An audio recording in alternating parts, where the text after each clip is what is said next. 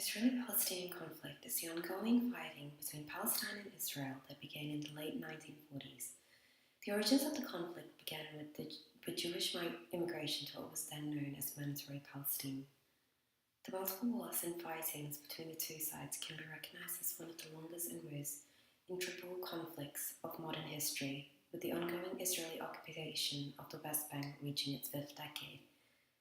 The founder of the ethical journalism network, Aidan White, has written that of all the running stories in modern times, none has proved to be more challenging and threatening to notions of objective journalism than the Arab-Israeli conflict. The media coverage of the Palestinian-Israeli conflict by reporters and journalists in international news media has often shown cases of biases. At the height of the 2014 war between the Israeli military and Palestinian factions in the Gaza Strip, the New York Times ran an article headline, "Israel says that Hamas uses civilian shields, reviving debate." It was an apparent reference to hundreds of Palestinian civilians who had been killed in Israeli attacks by that point in the war, though it was already reported that they were killed by Israeli forces. Yet the language shifted the subject to a debate about who was really responsible.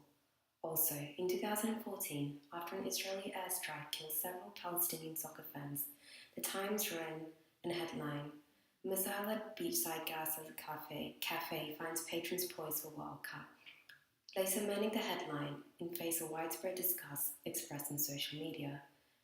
Headlines matter, as studies have repeatedly shown when it comes to reaching the general public, the words at the top of a page might be as important, if not more, than the text of articles themselves.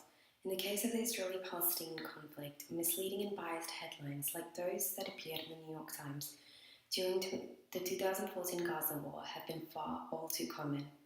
Sarah Helm, a former Middle East correspondent from the Independent, states that one of the reasons of the biased reporting in the West, particularly in favor of Israel, is that, quote-unquote, everyone is terrified of putting a wrong foot and being accused of being anti-Semitic, that they daren't even ask necessary questions. Timid questioning by journalists can also mask and put a positive spin on extremely violent occurrences. When Israeli Prime Minister Benjamin Netanyahu was interviewed on the CBS, Press Senator Bob Schiffer allowed Netanyahu to make the case for military action without any probing response. Says Aidan White of the Ethical Journalistic Network, even the horrifying death toll of Palestinian civilians was referred to as battle for world opinion.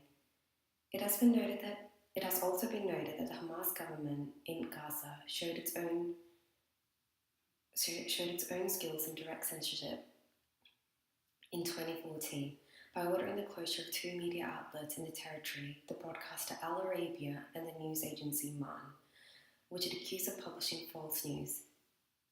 That is to say, news and opinions to which false news.